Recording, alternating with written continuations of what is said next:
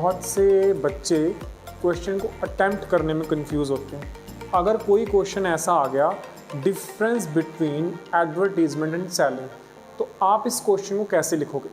कई बच्चे इसको पैराग्राफ की फॉर्म में लिखना पसंद करते हैं, कोई इसको इस तरह लिखे, जैसे basis of difference advertisement selling, इस तरह पॉइंट्स में लिखना बेटर समझते हैं। पर आपने करना क्या है, जब भी आपको इस तरह का क्वेश्चन आए, एडवर्टीजमेंट और सेलिंग में डिफ्रेंसिएशन करो। ठीक है, सबसे पहले आपने इसको एक पैरे की फॉर्म में लिखना, एडवर्टीजमेंट किसे कहते हैं, फिर आपने सेलिंग के बारे में बताना है। अब ये डिपेंड करता है क्वेश्चन कितने नंबर का है। आज हम लॉन्ग क्वेश्चन की फॉर्म में इसको बात करते हैं।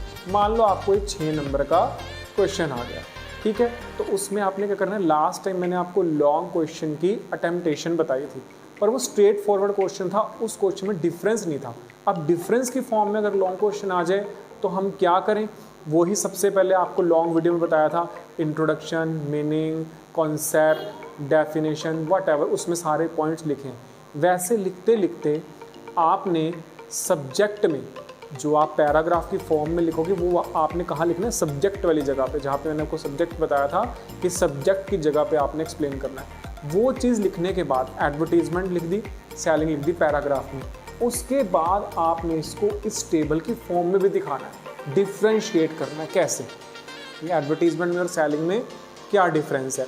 अब कंफ्यूजन वहाँ आती है कि बेसिस ऑफ डिफरेंस में पॉइंट्स कैसे बनाए। तो ये मैंने आपके सामने टोटल 20 पॉइंट्स लिखे, आपने इन्हीं को याद कर लेना है। कोई भी डिफरेंस आए किसी भी चीज़ में, हेनरी फ्योल के प्रिंसिपल में, टेलर के प्रिंसिपल में डिफरेंस आए, कॉन्सेप्ट बदलेगा, उसमें पूछा क्या है, पर बेसिस ऑफ डिफरेंस जो है सब में यही वाले 20 चलेंगे, इनसे बाहर कुछ नहीं।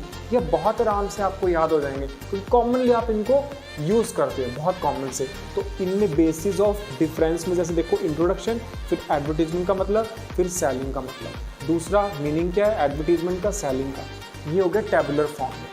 मैं एक बार फिर दोबारा रिपीट कर रहा हूँ, अगर आपको लॉन्ग क्वेश्चन आता है 6 मार्क्स का या 4 मार्क्स का आता है, ठीक है, उसमें आपने लिखना है कैसे, लास्ट वीडियो में जो मैंने आपको बताया था कि कैसे सिस्टमेटिक चलना है, जहाँ पे सब्जेक्ट वाला कॉलम है, सब्जेक्ट वाले कॉलम में आपने इन दोनों को पैराग्राफ की फॉर्म में एक्सप्लेन करना है, उसको पैराग्राफ की फॉर्म में एक्सप्लेन करने के बाद लास्ट में इस टेबल की फॉर्म में भी बना के दिखाना है। ठीक है, और पॉइंट्स ये हैं बेसिस ऑफ डिफरेंस के, कोई भी डिफरेंस हो, अकाउंट्स में, बिजनेस में, इकोनॉमिक्स में, सब में सारे के सारे कॉमन पॉइंट्स से चलेंगे।